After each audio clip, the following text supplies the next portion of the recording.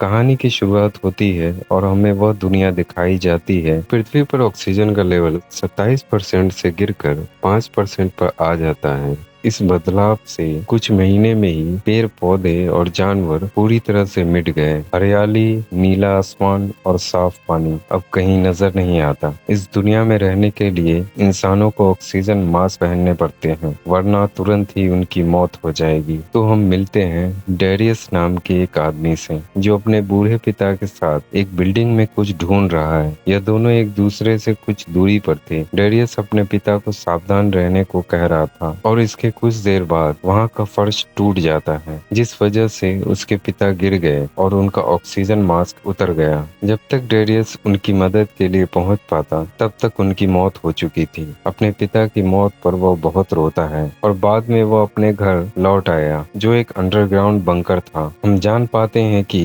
Darius की पत्नी और बेटी भी यहाँ रहते हैं। पत्नी का नाम माया और बेटी का जोरा था। यह जानकर उन्हें भी बहुत दुख हुआ कि डेरियस के पिता अब इस दुनिया में नहीं रहे। माया एक बायोलॉजिस्ट थी और डेरियस एक इंजीनियर। दोनों ने मिलकर एक ऐसी मशीन बनाई जो हवा को फिल्टर करके ऑक्सीजन दे सकती थी, और उसी मशीन की वजह से ये लोग आज तक इस अंडरग्राउंड बंकर में जिंदा हैं, सांस ले रहे हैं। यहाँ नीचे इनके पास जीने के लिए सब कुछ था, और अगर किसी चीज की जरूरत पड़ती तो ऊपर जाकर यह ले आते। दुनिया में अब ज्यादा लोग बचे नहीं थे, क्योंकि रेडियो पर इनका किसी से संपर्क नहीं हुआ। डेरियस अपनी पत्नी और बेटी से कहता है कि कल मैं अपने पिता को दफनाने जाऊंगा, मगर मैं अकेला जाऊंगा, कोई भी मेरे साथ नहीं आएगा। उस रात डेरियस को कंप्यूटर में कुछ एरर का भी पता चला। बाहर ऑक्सीजन का स्तर और घट रहा था, जिससे इनकी यह मशीन इतना ऑक्सीजन नहीं बना पा रही थी कि यह 3 इंसान को जिंदा रखे, और शायद यही बात डेरिस के पिता को पता चल चुकी थी। अगले दिन बाहर निकलने से पहले डेरिस अपनी बेटी जोरा से कहता है कि हर समय जनरेटर को चेक करती रहना, अपनी माँ का ख्याल रखना,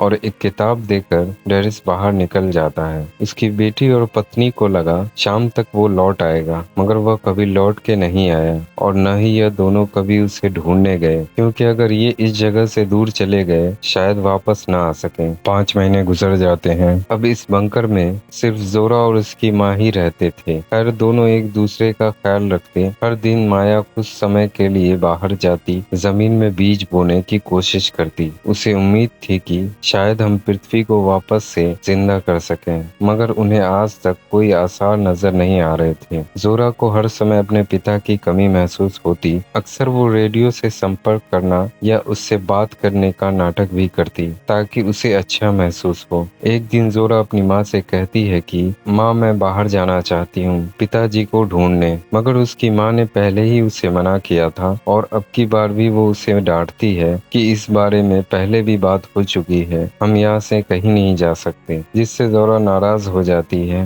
अगले दिन जब वो माँ बेटी अपने बंकर से बाहर आए थे, क्योंकि माया को वहाँ मिट्टी में बीज बोने थे, तब वो जोरा के पास आकर उससे माफी मांगती है। दोनों के बीच सब ठीक हो जाता है और यह वापस अपने बंकर की तरफ जाने वाले थे, मगर तभी इन्हें 2 लोग इस ओर आते दिखाई दिए। इसलिए माया जोरा को लेकर एक जगह छुप जाती है। इन लोगों को शायद पता था कि यहाँ नीचे कोई रहता है, क्योंकि उनमें से एक जो कि औरत थी वो दरवाजे को ढूंढने लगी। उसे मिल भी जाता है। दरवाजा लोहे का था, काफी मजबूत, और अंदर जाने के लिए पासवर्ड की जरूरत पड़ती, इसलिए बिना माया और जोरा के मदद के यह लोग अंदर नहीं जा सकते। वो दरवाजे पर जोर जोर से हाथ मारती है और चिल्लाती है कि अंदर कोई है। जोरा अपनी माँ से कहती है कि शायद इन लोगों को मदद चाहिए, मगर उसकी माँ को अंदाजा था कि अब इस दुनिया में किसी पर भरोसा नहीं किया जा सकता। इन दोनों का प्लान था कि जैसे ही यह लोग थोड़ी दूर चले जाएंगे, ये सीधा अपने बंकर की तरफ भागेंगे और छुप जाएंगे। मगर तभी इनकी ऑक्सीजन मशीन आवाज करती है, जिससे उस औरत को पता चल गया कि यहाँ कोई छुपा है। इस औरत का नाम टेस था, और इसका साथी लुकस छत पर गया था। जैसे ही टेस इनकी तरफ बढ़ती है, तब तक जोरा और माया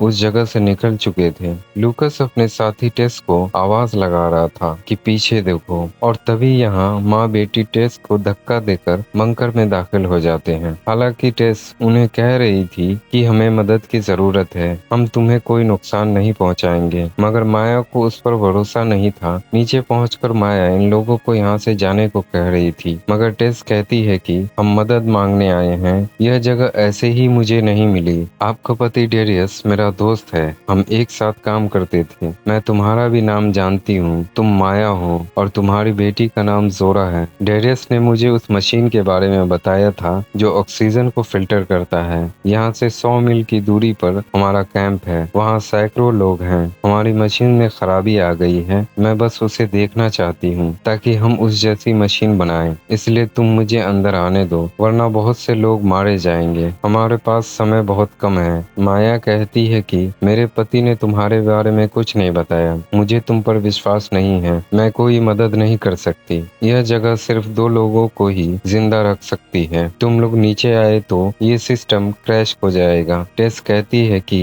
हम आपका समय नहीं लेंगे, बस उस मशीन का एक ब्लूप्रिंट लेना है और इसके बाद हम निकल जाएंगे। ये वादा रहा, मगर माया मदद करने से इनकार कर रही थी। टेस और लूकस वहाँ से नहीं जाते। जोरा अपनी माँ से कहती है कि शायद ये लोग सच कह रहे हैं, हमें उनकी मदद करनी चाहिए। ये हमारे बारे में जानते हैं, क्या पता सच में ये पिताजी के दोस्त हों, और शायद ये लोग जानते भी हों कि वो कहाँ हैं। ना चाहते हुए भी माया उनकी मदद के लिए मान गई, मगर माया उन पर अब भी भरोसा नहीं करने वाली थी। इसलिए बाहर जाकर सबसे पहले वो उनके हथियार ले लेती है, फिर रस्सी देकर टेस से कहती है कि तुम अपने साथी के हाथ बांध दो और वो जमीन पर लेटा रहेगा। टेस ये करने के लिए भी मान गई। फिर माया टेस के भी हाथ बांध देती है और जैसे ही वो उसे बंकर में ले जाने वाली थी, इनका एक तीसरा साथी भी सामने आया। उसके पास गन थी, इसलिए वो गोली चलाता है। जोरा भी अपनी माँ के साथ बाहर आई थी, इसलिए वो उस तीसरे आदमी पर गोली चलाती है, जिससे उसका कंधा जख्मी हो गया। टेस को वहीं छोड़कर ये लोग जल्दी से लिफ्ट में जाते हैं, मगर वो जख्मी आदमी भी धक्का देकर इनके साथ आ जाता है। नीचे पहुंचकर माया उसे बांध देती है। अब तो माया का इन लोगों पर से पूरी तरह से भरोसा उठ गया। टेस समझाने की कोशिश करती है कि वो हमारा साथी है, मैं यह मानती हूँ, मगर उसे कुछ नहीं पता था, वो घबरा गया था, इसलिए उसने मुझे बचाने की कोशिश की, मगर माया नहीं मानती। बाहर लूकस टेस से कहता है कि तुम्हारा प्लान बेकार है, हम इतनी दूर आए खाली हाथ तो नहीं जा सकते, इसलिए अब यह सब मेरे हिसाब से करना होगा। लूकस थोड़ा सनकी था, उसका प्लान दरवाजे को तोड़ने का था ड्रिल की मदद से। वो उसमें एक बड़ा सा छेद करने वाला था, मगर डेरियस ने भी सुरक्षा के सारे इंतजाम करके रखा था। यह दरवाजा आसानी से तोड़ा नहीं जा सकता। जब माया और जोरा को पता चला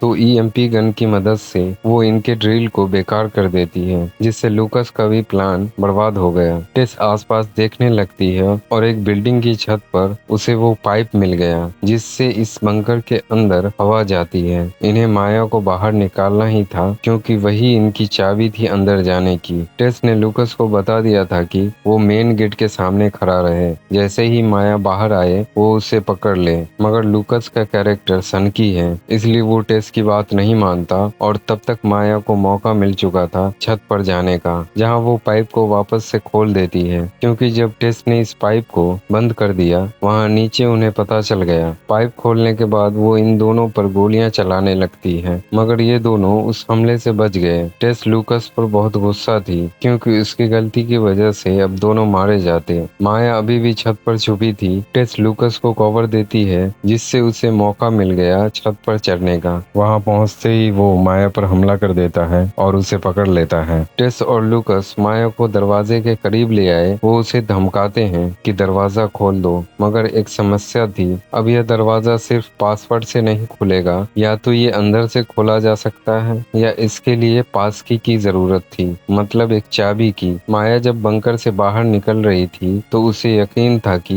इन लोगों को मारने या डराने के बाद वो जोरा से कहकर दरवाजा खुलवा लेगी, मगर जब माया निकली तब तक माइकल ने खुद को छुड़ा लिया था और जोरा पर हमला करके उसे बांध दिया। मगर इसके तुरंत बाद ही माइकल को ज्यादा खून बहने की वजह से उसकी मौत हो गई। बाहर से टेस और लूकस जोरा को धमका रहे थे कि अगर दरवाजा नहीं खोलेगी तो उसकी माँ को मार दिया जाएगा। जोरा उन्हें अपनी हालत के बारे में नहीं बता सकती थी क्योंकि माइक दूर था और वो बंधी हुई थी। खैर किसी तरह वो माइक को अपने करीब ले आती है और अपनी हालत के बारे में बताती है। शायद माइकल मर चुका है और मैं बंधी हुई हूँ, मैं दरवाजे को नहीं खोल सकती। यह सुनकर टेस और लूकस को बहुत गुस्सा आता है। टेस माया से कहती है कि अंदर तुम्हारी बच्ची फंसी है, उसे बचाने के लिए तुम कुछ भी करोगी, तो बताओ तुम इस दरवाजे को कैसे खोलने वाली हो। माया कहती है कि एक रास्ता है मगर हमें काफी दूर जाना पड़ेगा, एक और चाबी है। आज से 5 महीने पहले जब डेरियस बाहर आया था यह कहकर कि वो अपने पिता को दफनाने जा रहा है, वो वापस नहीं आया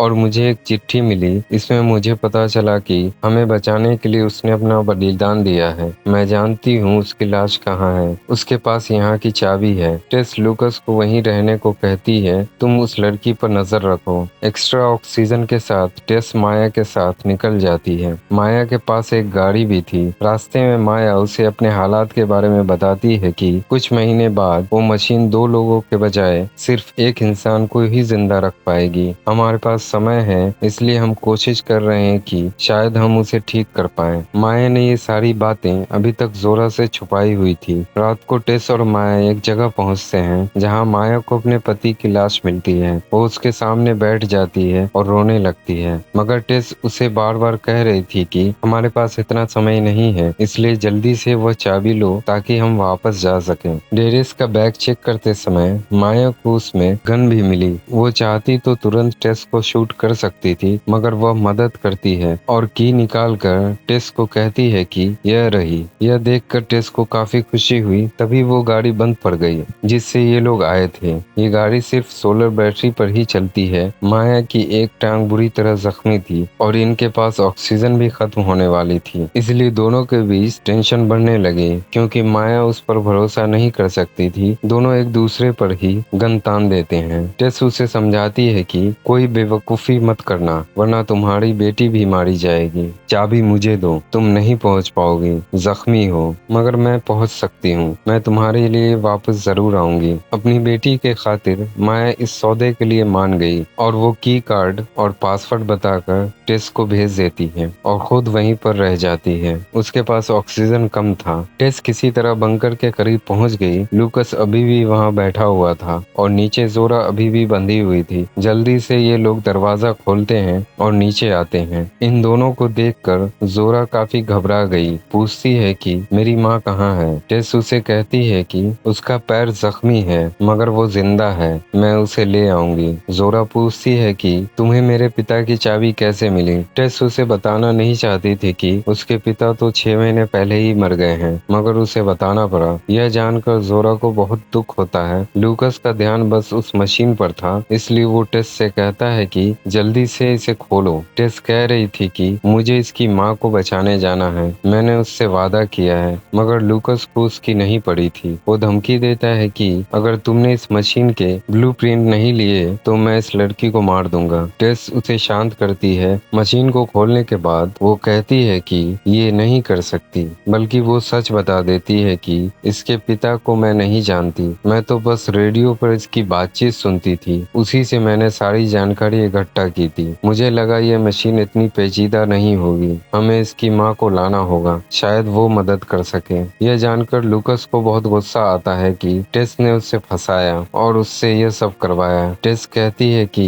यह मशीन बस 2 लोगों को ही जिंदा रख सकती है। अब यह सुनते ही लूकस तुरंत टेस को मार देता है, जिससे जोरा काफी डर गई क्योंकि अब वो इस सनकी के साथ फंस चुकी है और लूकस उसे भी मार देगा जब वो इस जगह को चलाना सीख जाएगा, क्योंकि उसे तो बस जीना था। जिस कॉलोनी के बारे में टेस ने बताया था वो है भी या नहीं, ये तो एक राज रहता है। लूकस माइकल और टेस की लाशें बंकर से बाहर ले आया। रात गुजर जाती है। वहाँ दूसरी तरफ माया किसी तरह सुबह तक जिंदा रही। कार सोलर से चलती थी, इसलिए वो जल्दी से कार में बैठ जाती है और अपने ठिकाने पर आती है। सबसे पहले वो एयर फिल्ट्रेशन के पाइप को बंद कर देती है। वहाँ नीचे जैसे ही सिस्टम में खराबी आने लगती है तो लूकस घबरा जाता है। वो जोरा से पूछता है कि क्या हो रहा है। वो बताती है कि अक्सर सोलर कंट्रोलर्स पैनल में खराबी आ जाती है, मगर उसे ठीक किया जा सकता है। लूकस उसे बाहर भेज देता है जहां जोरा अपनी माँ से मिलती है और अब दोनों को अपनी जगह वापस लेनी थी। सिस्टम को ठीक करने के बाद जोरा जब अंदर जाना चाहती थी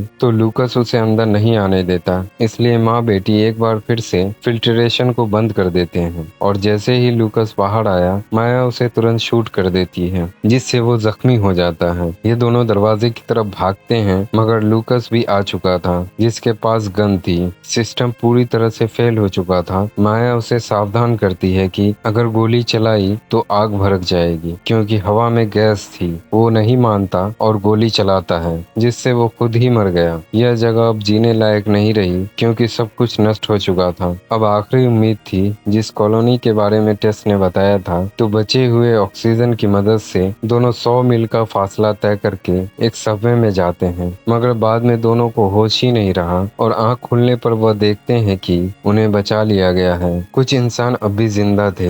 यह कॉलोनी सच में थी। कुछ दिन बाद माया और जोरा मिलकर उन मशीनों को बनाने में लग गए जो पहले उनके पास थी। अब धीरे धीरे पौधे भी उगना शुरू हो चुके थे। इन्हें उम्मीद नजर आ रही थी, इसलिए इनका अगला प्लान था धरती को वापस से जिंदा करना, जो इतना जल्दी तो नहीं होने वाला। मगर अंत में माया और जोरा दोनों ही खुश नजर आ रहे थे। इसी के साथ इस कहानी का अंत होता है। वीडियो कैसा लगा कमेंट करके जरूर बताएं। वीडियो पसंद आए तो वीडियो को लाइक और चैनल को सब्सक्राइब करें। मिलते हैं नेक्स्ट वीडियो में। Goodbye and take care.